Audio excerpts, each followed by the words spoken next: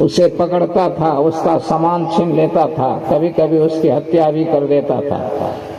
छीने गए सामान से अपने परिवार का पालन पोषण करता था। उसकी पत्नी थी, बाल बच्चे थे, माता पिता थे। प्रत्येक दिन लूटपाट करके परिवार का भरण पोषण करने के लिए सामान ले जाता था। उस रत्नाकर ने भी कभी पूर्व जीवन में अच्छा कर्म किया होगा। उसी कर्म के प्रभाव से एक दिन नारद जी से भेंट हो गई। देवर्षि नारद जी जा रहे थे, हाथ में बीना थी।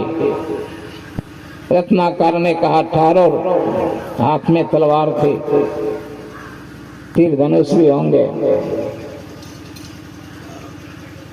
ठहर गए नारद जी। निकट गया रत्नाकर, कहा कि तुम्हारे पास जो कुछ सामान है, कोई द्रव्य है तो निकाल कर मुझे दे दो। नारद जी ने कहा मेरे पास कोई द्रव्य नहीं है।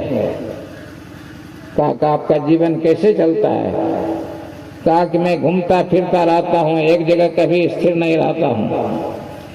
कोई खिला देता है, खा लेता हूँ। कहा कि हाथ में क्या है? कहा कि बीना है, इस बीना को बजाता हूँ, इस पर भगवान के गुणों का गान करता हूँ। रत्नाकर ने कहा तब तुम्हारे पास कुछ नहीं है देने के लिए? कहा कि नहीं, मेरे पास कुछ नहीं। फिर नारद जी ने पूछा कि तुम क्या करते हो?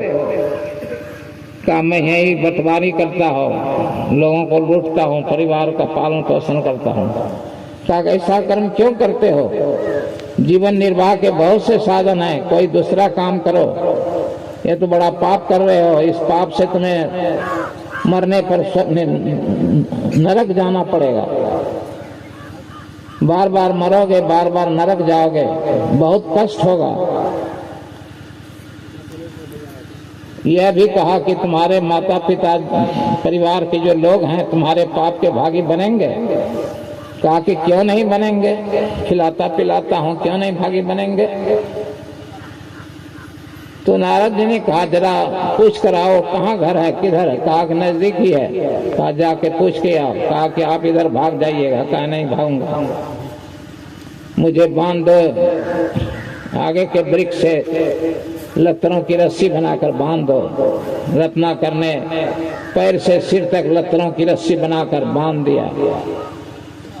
नारद भगवान नारायण नारायण जप रहे हैं। रत्नाकर दौड़ता हुआ घर गया। अभी सूर्यास्त नहीं हुआ था। सब पत्नी, माता पिता, बाल बच्चे आ गए दौड़ते हुए कि आज तो संध्या भी नहीं हुई है, आपके सिर पर या पीठ पर पोटली भी नहीं है, हाँफते हुए आए हैं, क्या स्थिति है,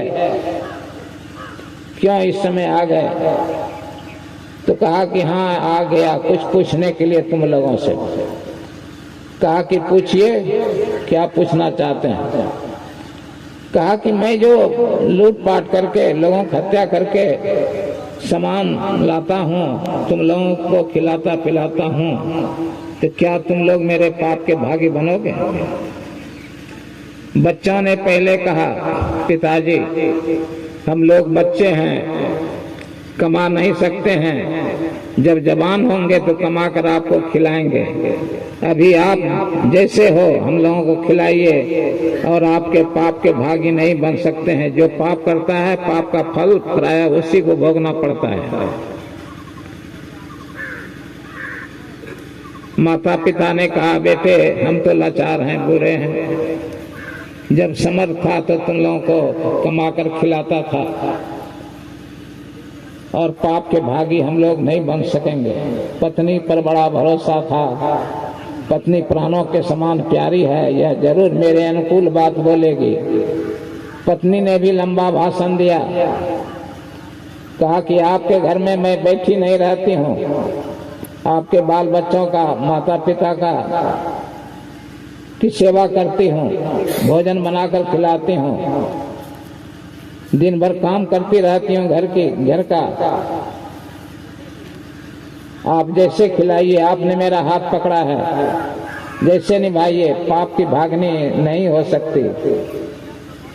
पत्नी की बात से ज्यादा ठोकर लग गई, वहां से उल्टा भागा, दौड़ते हुए आया, नारद जी के चरणों में गिर गया, बंधन खोल दिया, कहा भगवान मेरा उद्धार कीजिए, मेरे परिवार का कोई भी सदस्य मेरे पाप का भागी होने के लिए तैयार नहीं हुआ, मेरा उद्धार कीजिए। नारद जी ने कहा हाँ उद्धार होगा, तुम मेरी शरण में आ गए हो, तुम्हारा उद्धार होगा।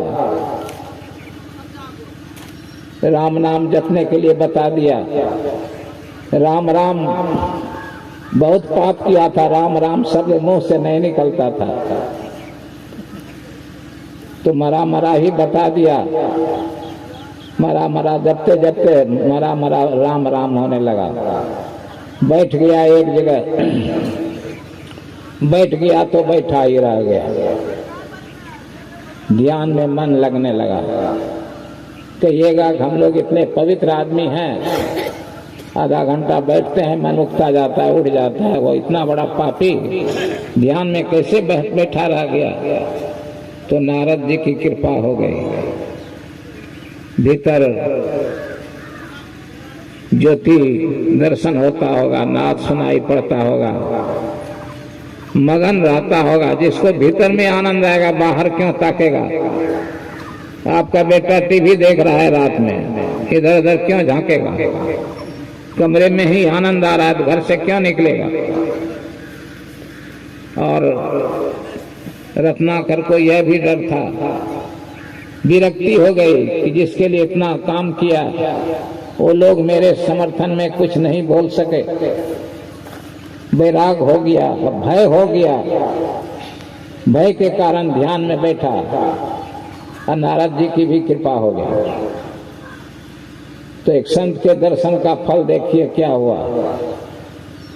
नारद वाल्मीकि नारद घटजोनी, नारद जी पिछले जन्म में एक दासी के पुत्र थे, नाम था नंद।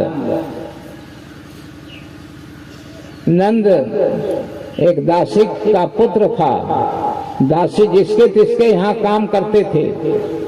इसी दरमियान उसके गर्भ में शिशु आ गया। किसका शिशु है पता नहीं, लेकिन शिशु आ गया। उसने जन्म लिया, बच्चा था, धीरे धीरे बढ़ने लगा, 5 साल 6 साल का हुआ। दासी जिसके यहाँ काम करते थे उसके यहाँ चौमासे में संत महात्मा आए।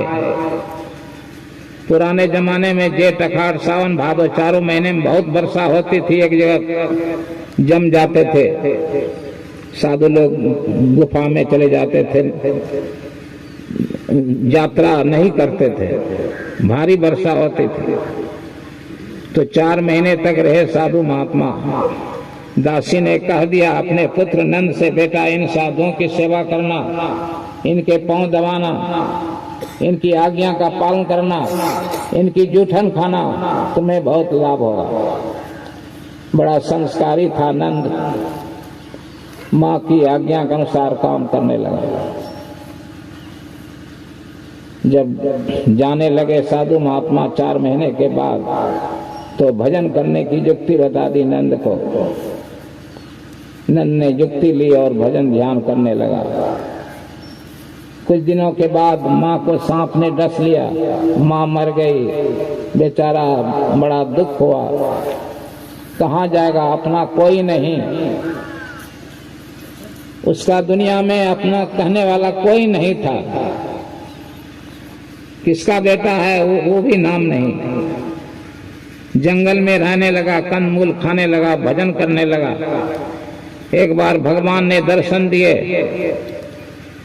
बड़ा आह्लादित हो गया, भक्ति के नशे में घूमने लगा जंगल में। समय आया, शरीर छूट गया। हाँ, इस बीच दूसरी बार भी उसने इच्छा की भगवान के दर्शन होते। भगवान ने आकाशवाणी के द्वारा कहा कि नंद, इस जन्म में अब मेरे दर्शन नहीं होंगे, अब अगले जन्म में जब तुम ब्रह्मा के मानस पुत्र बनोगे तब दर्शन होंगे। समय आने पर नंद का शरीर छूट गया। दूसरे जन्म में ब्रह्मा के मानस पुत्र हुए, वहां उसका नाम पड़ा नारद। नारद का अर्थ होता है नार जर द, जल देने वाला। बादल को नारद कहते हैं।